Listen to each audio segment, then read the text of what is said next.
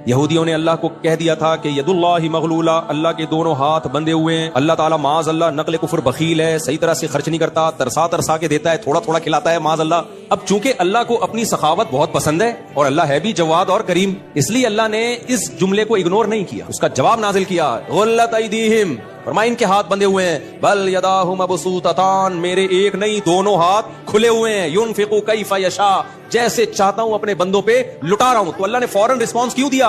अल्लाह को अपनी तरफ बुखल का ताना पसंद नहीं है, उसकी तो तारीफ ही इसी बेस पे की जाती है, रहमान है और रहीम है, खिलाता है बंदों को। आप कह सकते हैं ये गुर्बत क्यों है? ये गवर्नमेंट की वजह से, ये गुर्बत अल्लाह की वजह से नहीं।